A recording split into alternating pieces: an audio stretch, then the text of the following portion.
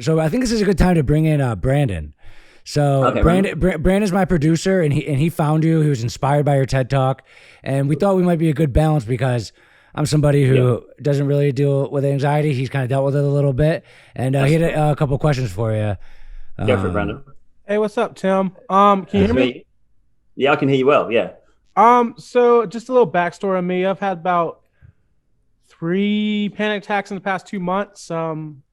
I've actually, Okay. actually, in the past, I went to the emergency room about three times because of a panic attack, and it turned into physical symptoms for me, like the heart racing, heart pain, and Yeah. just Yes. adrenaline rush, flight or flight. Um, Yeah. y'all were talking about health anxiety. I mean, talking about anxiety and how it turns into the physical symptoms. Yeah. Like, how can I basically overcome the physical symptoms of anxiety and knowing Okay. that? This is the thing. This is probably the most common trigger that people experience is physical symptoms that are then, oh look, I'm anxious today. The problem we have, right?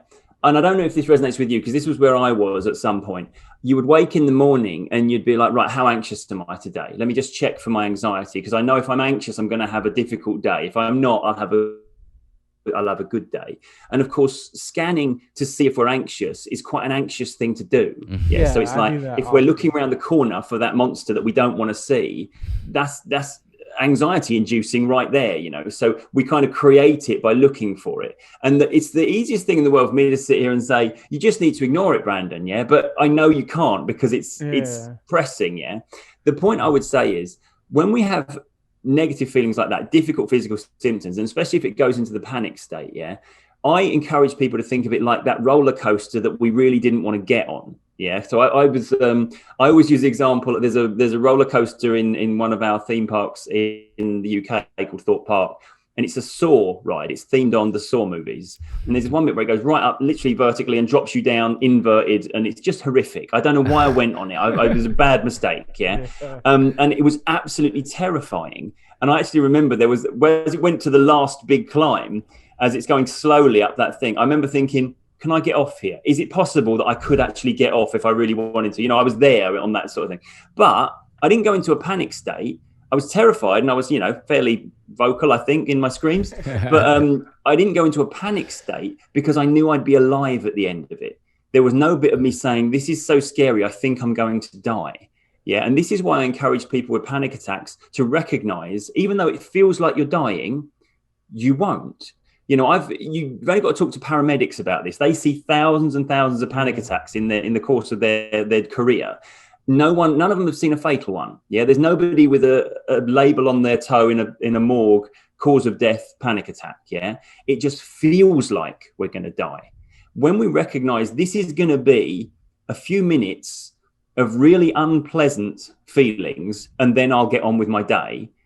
Then the funny thing is our body now no longer needs to go into a fight or flight mode because there's nothing about the situation that is threatening our existence. Okay. And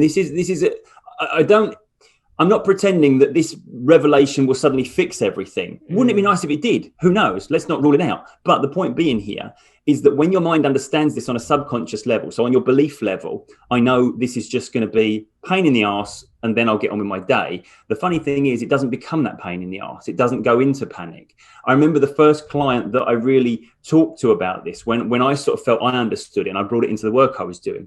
And she came to me because she was suffering 3 or 4 panic attacks a day. And to be fair, that's the sort of people that I'm seeing.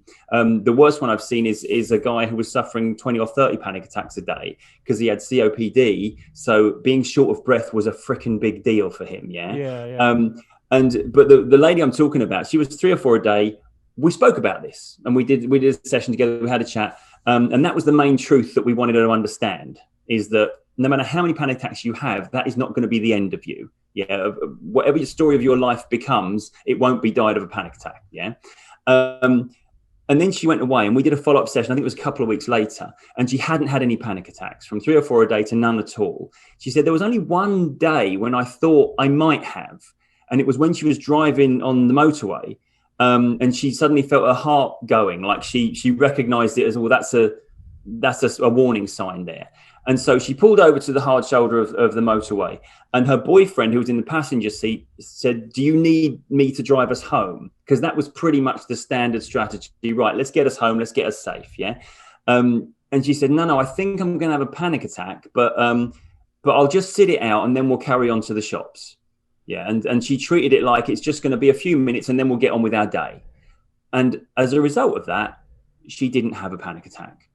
She literally sat there for a couple of minutes, felt fine, and got on with the day. Yeah. So the point here is that there's only one thing that can trigger a panic attack or any of those visceral symptoms, and that's what's going on up here. And the first step towards allowing that to cease is to no longer fear those feelings.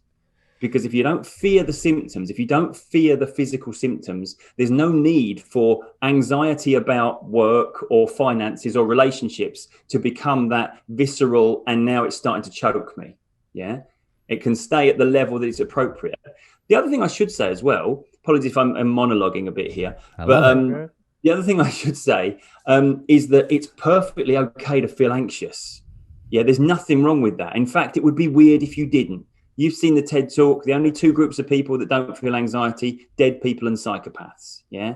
Human beings that are healthy and care about their own well-being will feel anxiety in any given situation on a daily basis. Our job is to make sure it's the anxiety that delivers the message, but doesn't now crowd our mind with all of this other stuff that stops us acting on the message. Yeah. So when you feel any physical symptom of anxiety, my message to you would be like, let's choose to understand what it's trying to tell me. Because all too soon, the physical sensations take our mind away from, oh yeah, I was anxious about that meeting today. Yeah, because that's the message there. The message isn't, here comes anxiety, look out, Brandon. You know, it's literally, oh, you're thinking about that important thing today.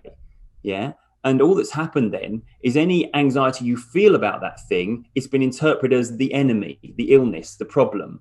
And now you're focusing in on that feeling and amplifying it as a result of it. Yeah. Does that help, Brandon? Does that give good insight? Is that something you already knew, but it's hard to execute on?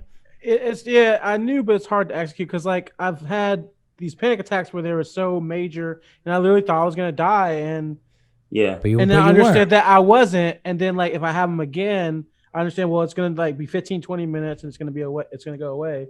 Yeah. But the biggest thing is I was going to go into the second point is like Dr. Google and being a hypochondriac. Like, what are your thoughts on that? Because I've taken myself into an anxiety attack because of Googling. And what do you think? Yeah, I mean, Google is just, when anything wrong with us, Google's a bad idea, isn't it? It's like we're looking, when we have a monster around the corner that you said earlier. If you're looking for a monster, that's scary in itself.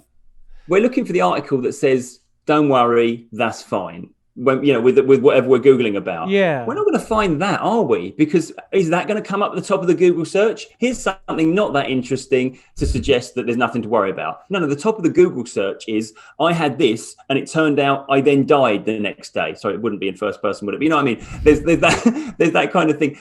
And it's like on the news, we only see interesting stuff. Yeah, and look, and all the social media stuff that gets shared. Nobody's sharing, I had a perfectly normal day today. Nothing interesting happened. That doesn't get all the likes and shares and gets reposted because it's boring. The stuff that is, you would not believe this thing that happened. Outrage as somebody dies of this that seemed perfectly innocuous and then wasn't. Yeah. The news is the worst because it's so unusual. So yeah, Google can be great for our general information.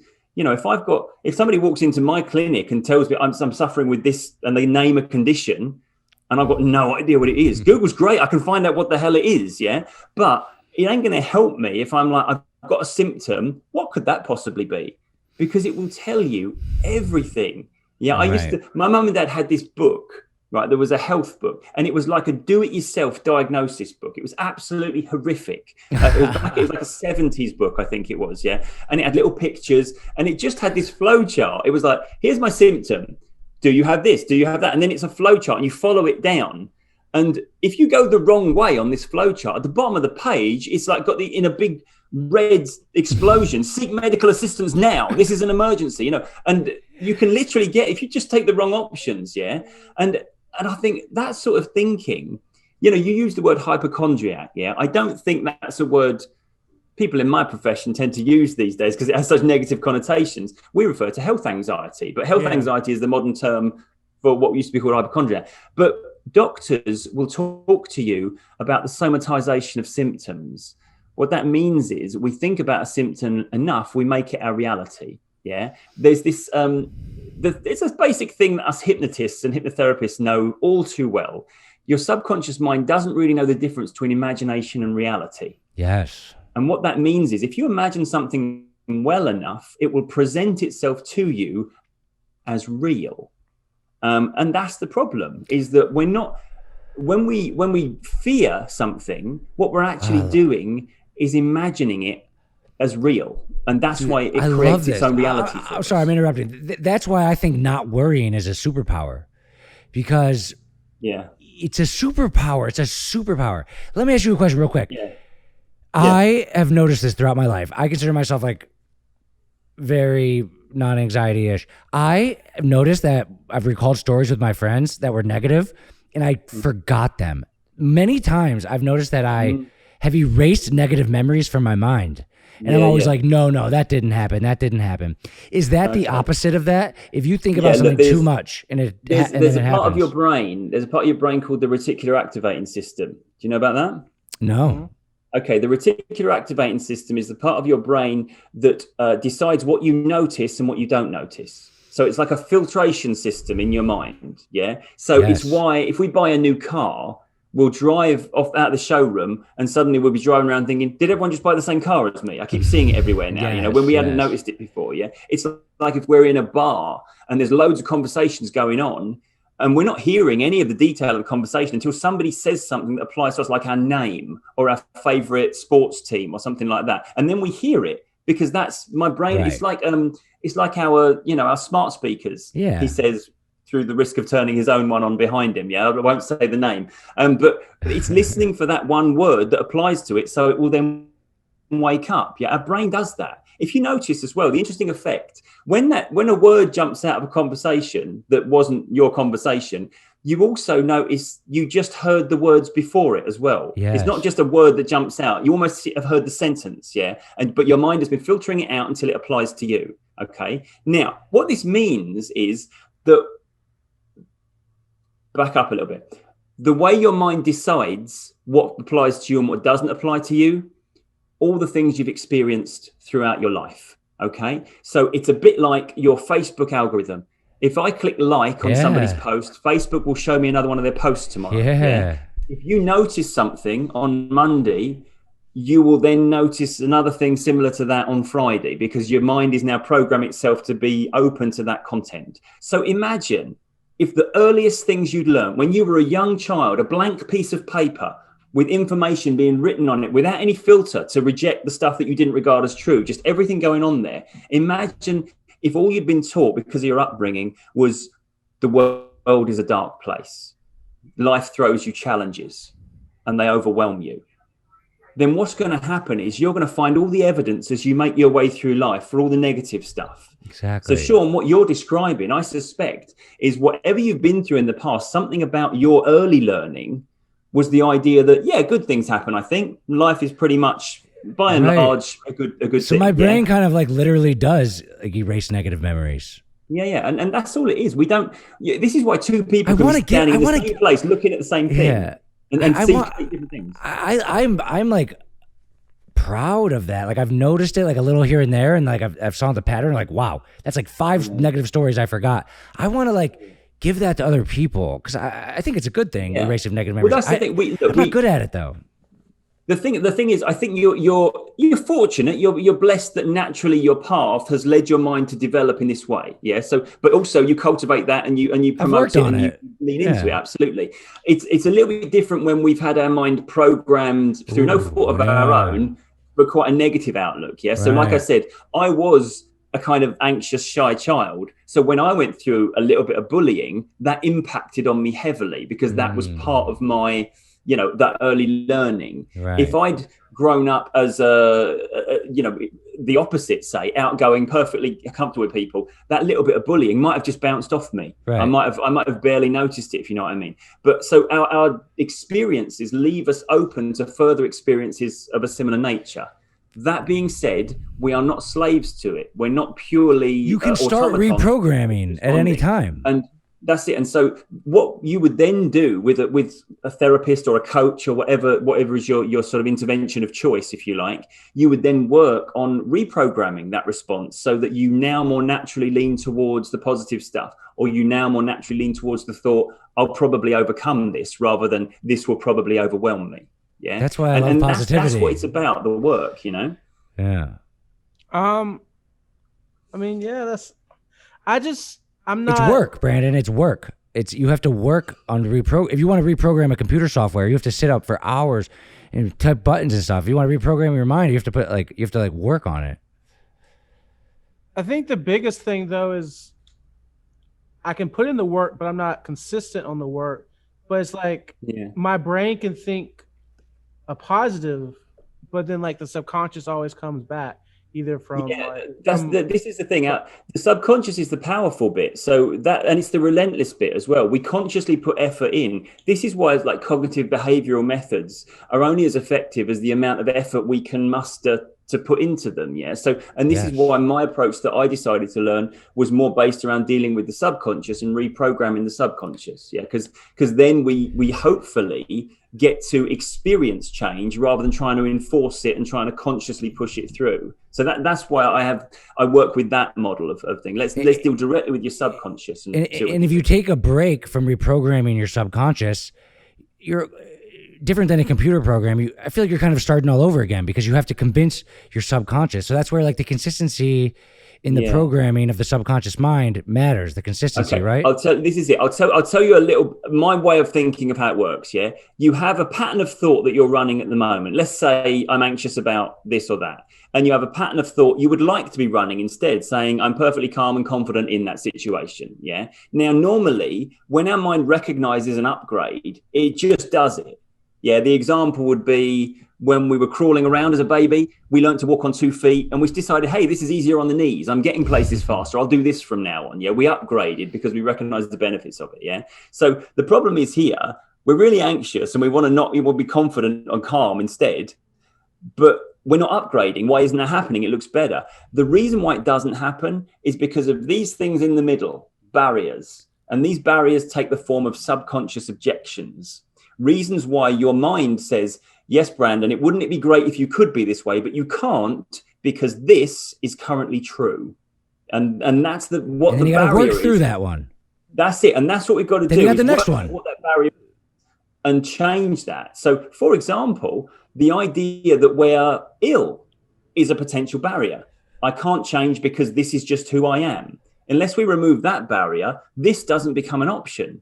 Because obviously the ill person who is afflicted with anxiety cannot get to this calm, confident, peaceful, rested place. Yeah. So all of these, and that's generally what we're doing when we're trying to change these things, is working out what are those barriers. Yeah. Because your mind wants to remove them. It just doesn't regard it as possible right now for this or that or whatever reason, you know?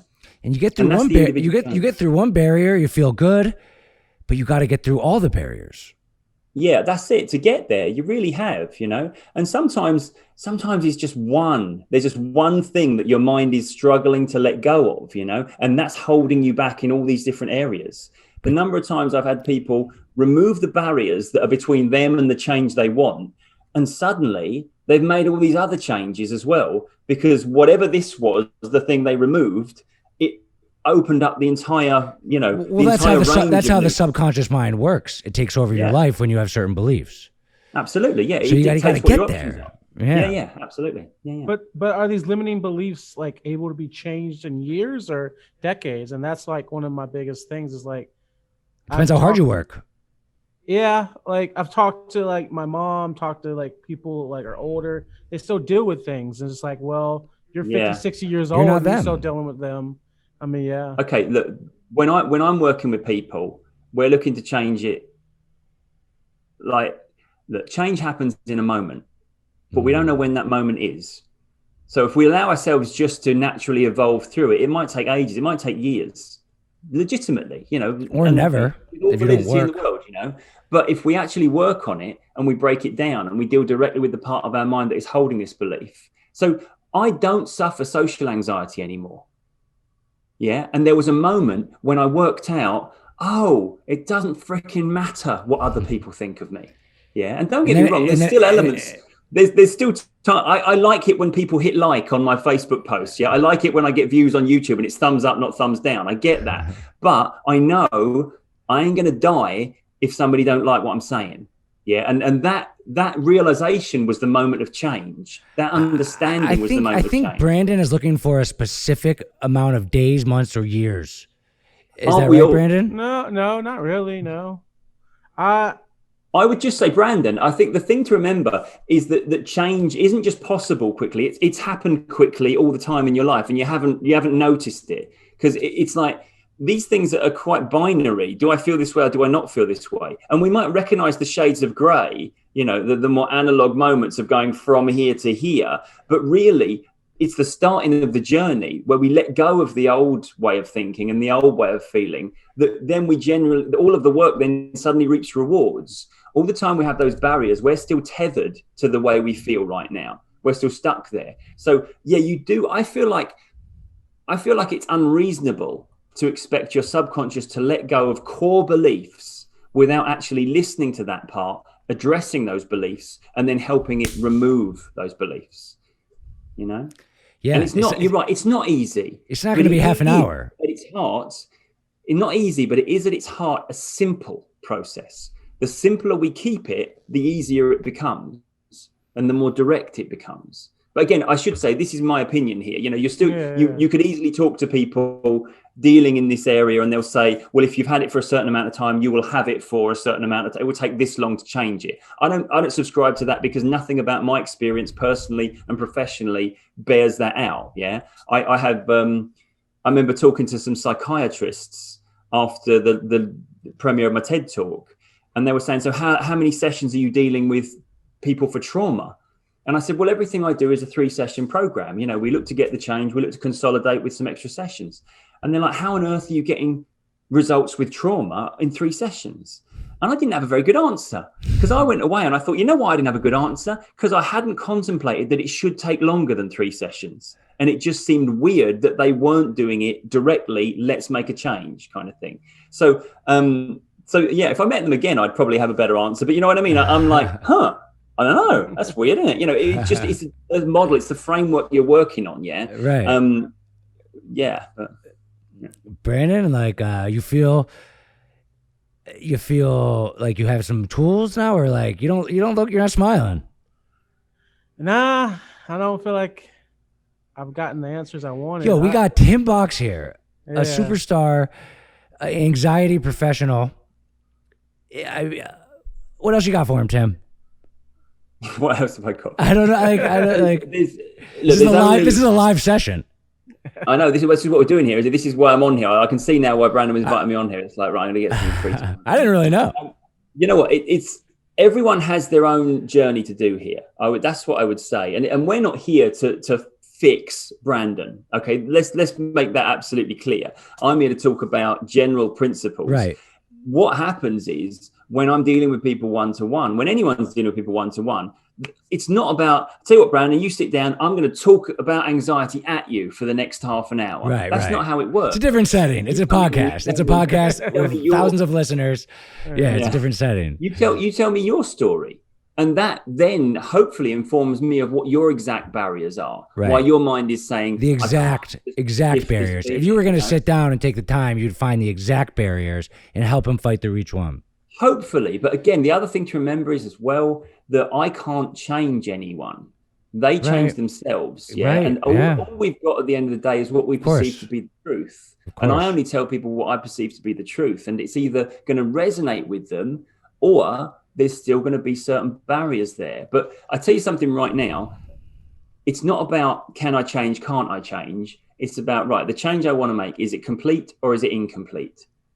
And if it's incomplete currently, we just got to do the work to complete it. And it's about just working out what those barriers are and shining a little conscious torch on them and seeing, do they still apply? Do they still seem valid? Yeah? I like that.